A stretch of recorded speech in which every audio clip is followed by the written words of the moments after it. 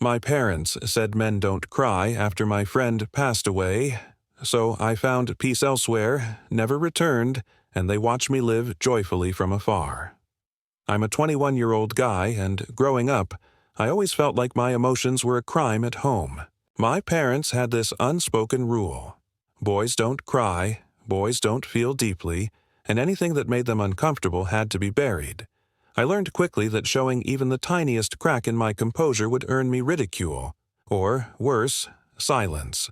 My older brother seemed to float through life untouched, praised for achievements I barely saw him earn, while I was the one constantly reminded to man up or stop being dramatic. Despite all that, I had one person who understood me. My best friend, Liam. He wasn't just my friend.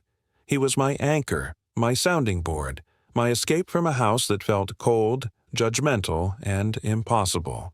With him, I could laugh until my ribs ached, or sit in silence while he knew exactly what I was thinking. Those afternoons we spent wandering the old park near our neighborhood, talking about everything from school nightmares to the dreams we were too scared to admit at home, were my sanctuary. But even that sanctuary had cracks I didn't notice at first. My parents never met Liam, never knew how close we were, and probably wouldn't have approved of our connection. There was a weight in my chest whenever I thought about introducing him, a silent warning that my vulnerability could never be shared fully, not even with the people who should have supported me the most. It wasn't until the day Liam died that the cracks in my life widened into a chasm I couldn't ignore. And when I turned to my parents, hoping for even a shred of understanding, what I got instead would mark the start of a long, painful journey. This happened on a Friday, one of those lazy afternoons that felt like nothing could ever go wrong. I was waiting for Liam at our usual spot by the old park swing set, texting him to see if he wanted to grab a snack. But the phone never buzzed. Hours passed, and a sinking feeling settled in my stomach like a stone I couldn't swallow.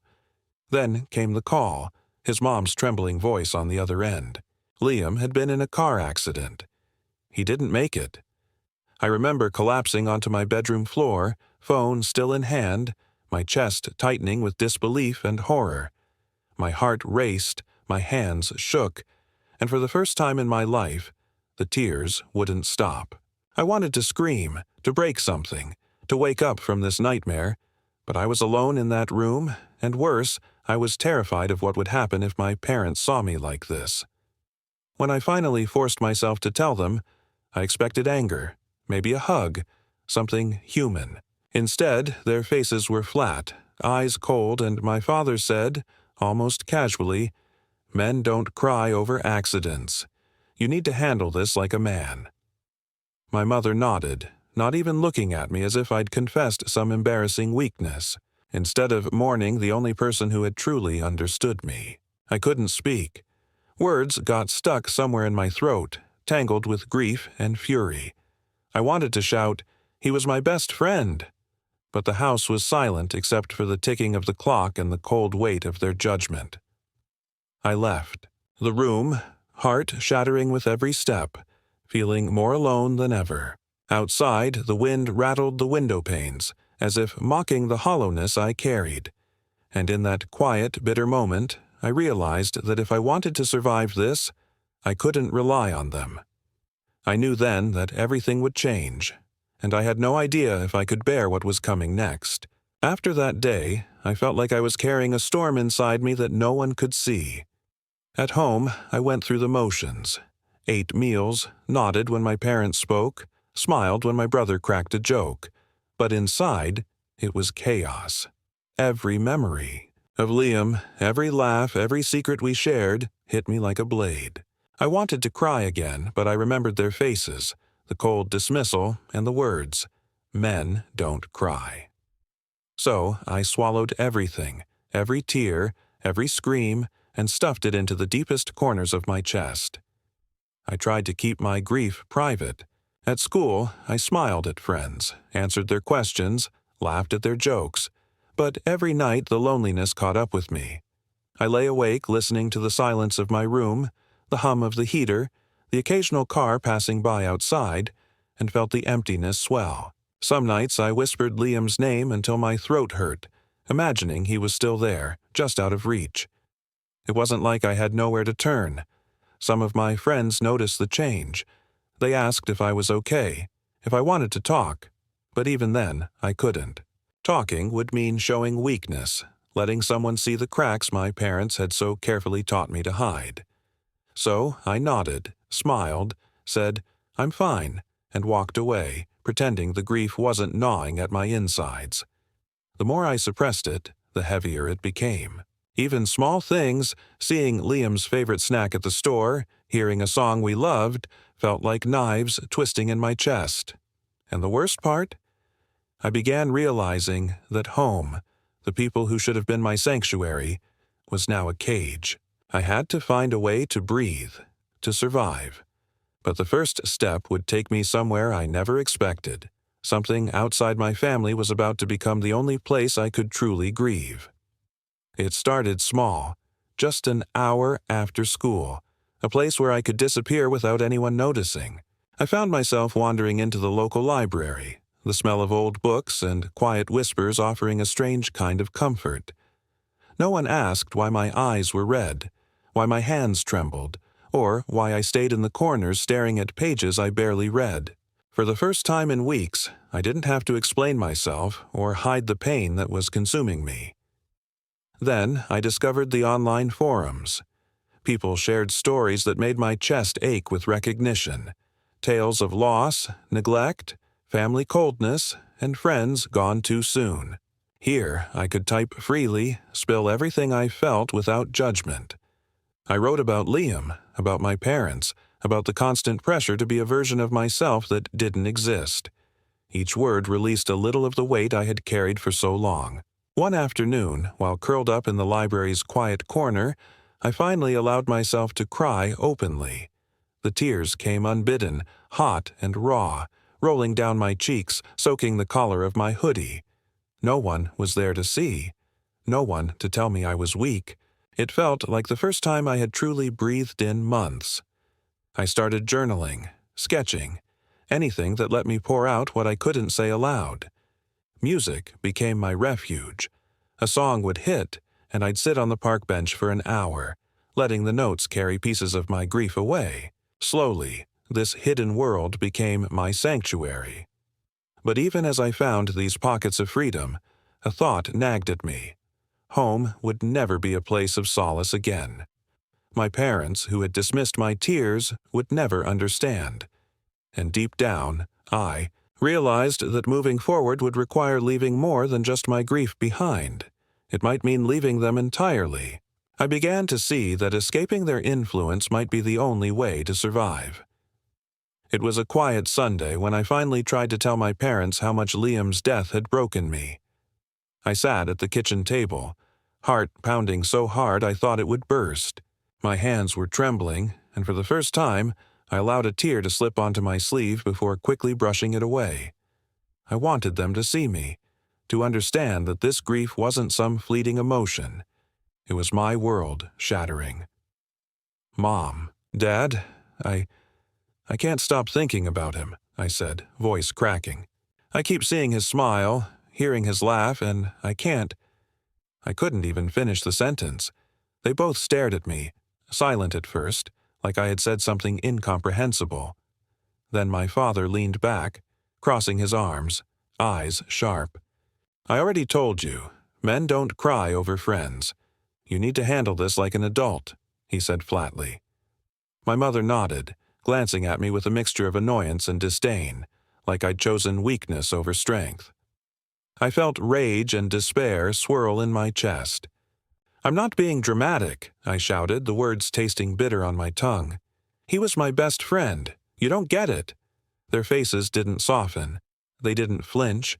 There was no hug, no sympathy, no acknowledgement of my pain.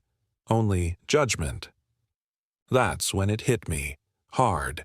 I couldn't rely on them. They would never understand, never support me, never allow me to grieve in my own way. I left the kitchen, slamming the door behind me, heart hammering in my chest. Outside, the wind had picked up, rattling the windows and carrying a chill that seemed to match the emptiness I felt inside. The reality was unavoidable. Home wasn't a place for healing. I realized then that if I wanted to survive, I had to fully step away from the people who were supposed to love me, and the path forward would be harder than I could imagine. After that confrontation, I hit a level of loneliness I didn't even know existed. I stopped eating properly, stayed up all night scrolling through old photos of Liam, and replayed every memory we had together like a movie I couldn't pause. Every laugh, every shared secret, every time he had comforted me now felt like a cruel reminder of what I had lost and what my parents refused to see. I felt like I was drowning in grief, and no one, absolutely no one, was throwing me a lifeline. One night, I found myself on the floor of my bedroom, knees tucked under my chest, hands covering my face. I couldn't stop crying. My body shook, my chest burned, and I whispered Liam's name over and over until my voice was hoarse. I wanted someone, anyone, to tell me it was okay to feel this, that I wasn't weak. But all I heard was the memory of my father's voice, "Men don't cry," echoing like a cruel mantra that crushed any hope of comfort. I felt trapped, suffocating inside the very house that was supposed to protect me. Even my friends' texts and calls seemed distant, insignificant, like their concern couldn't reach the depth of the void I was falling into. I questioned everything, my worth, my purpose, if I could ever be truly happy in a world where the people who were supposed to love me unconditionally had made me feel invisible. And then, in the middle of that darkness, a spark flickered. A tiny thought that maybe, just maybe, I didn't have to stay broken forever. Maybe I could find a way to survive, and even thrive, outside the walls that had caged me for so long. But to do that, I'd have to let go of everything I'd ever relied on. And that terrified me more than the grief itself. I knew the first step toward healing would take me far from the only home I'd ever known, and there was no turning back. A week later, I packed a small bag and left without a word. No dramatic goodbye, no chance for my parents to tell me I was weak or overreacting. The moment I closed the door behind me, the weight that had pressed down on my chest for months lifted slightly, like air rushing back into a room that had been sealed shut. It wasn't complete freedom, but it was the first taste of it. I found a cheap apartment across town, nothing fancy, but it was mine. For the first time I could sit on my couch, cry if I wanted, laugh if I wanted, and not worry about judgment. I discovered the joy of mundane independence, making my own meals, setting my own schedule, choosing the music I wanted to play, and just existing without anyone's approval. The world outside home became a canvas I could color however I wanted. I reconnected with friends I had neglected, and even strangers on campus who didn't know my history became companions in this small, brave new life. The air felt different, lighter, like I was breathing for the first time in months. But even as I explored this new independence, a quiet thought lingered. Home was no longer a safe place, and my parents were no longer my anchors. They were watching, yes, but powerless to control me. That realization was both liberating and bittersweet, because the person I was outside those walls was someone they would never truly understand. I began to see that freedom came with its own challenges, and that my journey to happiness would demand more courage than I'd ever known I had. Life outside my parents' house wasn't easy at first, but it was mine. I found a part-time job at a small cafe, and the rhythm of work gave me something steady to cling to. I started connecting with people who actually cared, who didn't dismiss my feelings or tell me to man up. For the first time, I felt like I belonged somewhere because of who I was, not in spite of it. I threw myself into small passions, writing, sketching, even learning guitar, anything that allowed me to express the storm inside me. Every note, every line on paper, every word I typed online was a piece of my grief leaving me, replaced by something closer to peace. And slowly, I realized I was laughing again, truly laughing, without guilt or fear of judgment. One evening, a friend from work noticed my quiet confidence and said, "You've changed. You seem lighter, happier." I didn't know how to respond at first.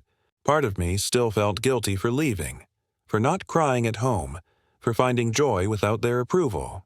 But another part, the part that had survived, grown, and healed, swelled with pride. I even began exploring new relationships, tentative at first, trusting slowly, testing the waters. It was strange to experience affection and support from people who actually listened, who didn't minimize pain or dictate how I should feel. Each connection was a step further from the cage I'd left behind. And yet, somewhere in the back of my mind, a tiny voice whispered that my parents were watching. They didn't know the half of it. They didn't know that the boy they had dismissed, the one they told men don't cry, was learning how to live fully, to feel deeply, and to be unapologetically himself. I began to realize that the freedom I had fought for was only the beginning, and the real test of my resilience was yet to come. It didn't take long for me to realize my parents were noticing the changes in my life even from afar. A cousin mentioned that my mom had been scrolling through my social media obsessively, commenting silently on every photo, every post, every small milestone. My father called my brother one evening, asking about me, though neither of them reached out directly. They were watching, silently, trying to measure who I had become without them. The strange part was how it made me feel. Pride, mostly, tinged with a small satisfying heat of defiance. Every happy picture, every laugh caught on camera, every achievement. They saw it, but they couldn't touch it, couldn't stop it, couldn't take it away. My life had become a testament to survival, resilience, and emotional freedom, and they were left to witness it from a distance. Even so, there was still an odd mixture of guilt and vindication that coursed through me. I had left, yes, but leaving had been necessary. Every day I thrived. I felt both the weight of abandonment and the joy of finally being seen. Not by them, but by myself, by friends, by the small chosen community I had built. Work, friends, and new routines filled my days. Music and laughter became constants again. I even allowed myself small celebrations of life, quiet dinners, spontaneous trips, or nights sitting on my balcony watching the city lights, feeling alive for the first time in a long time. Yet, in the back of my mind lingered the truth. My parents were observing, analyzing, perhaps regretting. But it didn't matter. Their approval was no longer the currency of my happiness. I was finally building a life that was mine entirely, and I realized with a thrill that no one could take that away. I began to understand that this quiet observation from afar would eventually culminate in something far more significant, a revelation neither of us could have predicted. It happened sooner than I expected, an unexpected reminder of Liam that shook me to my core. I was at a small coffee shop sketching in my notebook when someone called my name. I looked up and saw one of Liam's cousins, someone I hadn't seen since the accident. They didn't know I had left home, didn't know I had rebuilt my life elsewhere. Their eyes widened in recognition, and for a moment, the grief I had buried deep came rushing back, hot and uncontrollable. We sat together, talking for hours. They shared stories of Liam I hadn't heard before, little jokes, secrets, things only someone who loved him could know. My chest ached with every word, but for the first time in months it was a mix of pain and warmth. I realized that while my parents had turned away, the rest of the world still carried pieces of him, pieces I could hold on to. The twist hit me like a punch in the stomach. My parents had learned about the meeting through a mutual family connection. That night I posted a photo of Liam and me on social media, a tribute, nothing more. By morning, my parents had seen it. The realization that they were witnessing the life I had built, the emotional openness they had always shamed me for, hit me in a way I hadn't anticipated. Their silence, their distance, suddenly felt like a concession. They were powerless to control how I grieved, how I lived, how I celebrated the memory of someone they had never truly understood. It was shocking and quietly satisfying.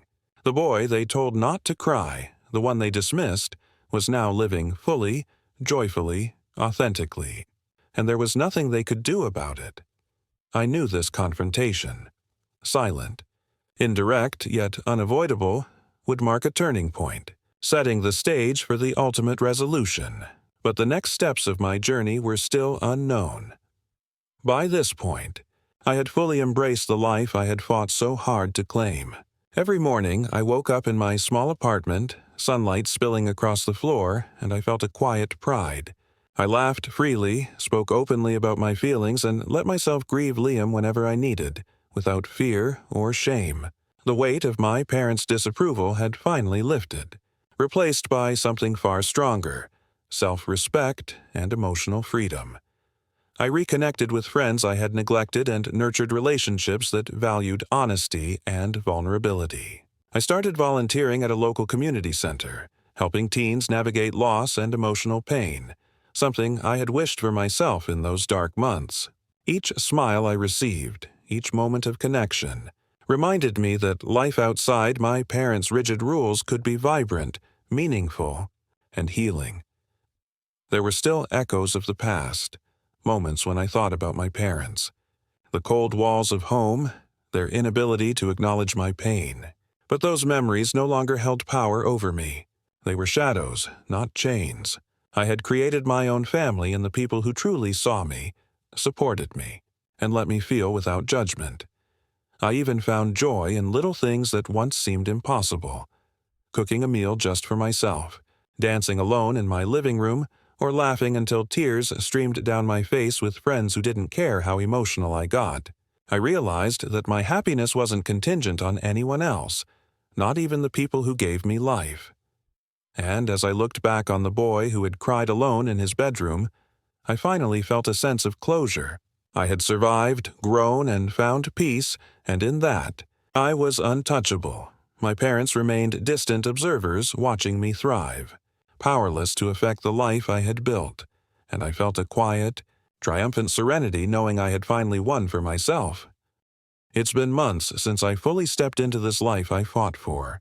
I wake up now without the familiar weight of fear, guilt, or judgment pressing down on me.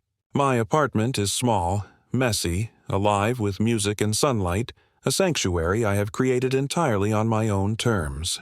I laugh freely, cry when I need to, and feel deeply, without shame, without permission, without fear of ridicule. I think about Liam often, but now it's not with the raw, piercing grief that used to consume me. It's with a smile, a warmth in my chest, a quiet gratitude for having had someone who truly saw me. His memory is no longer a wound, but a guiding light, reminding me why I had to survive, why I had to reclaim my life from the people who dismissed my pain. And then there's my parents. I know they watch from a distance, glimpsing my social media posts, hearing about my achievements, seeing me laugh, seeing me thrive. I imagine the frustration in my father's jaw, the flicker of regret in my mother's eyes, and I feel no bitterness, only a quiet, fierce satisfaction. The child they told not to cry has grown into a man who feels fully, lives freely, and refuses to be diminished. I've built friendships, love, and a life that my younger self would have thought impossible. Every choice I make, every step I take in this freedom, reinforces that I am untouchable by their judgment. I am complete, empowered, and unshakable, not because they acknowledge me, but because I acknowledge myself. Sometimes, late at night, I look out my window and whisper, "I'm okay, I'm happy, I survived," and I do it knowing that my parents' distant gaze, their quiet observation, can never take this from me. I have peace, I have joy, I have myself,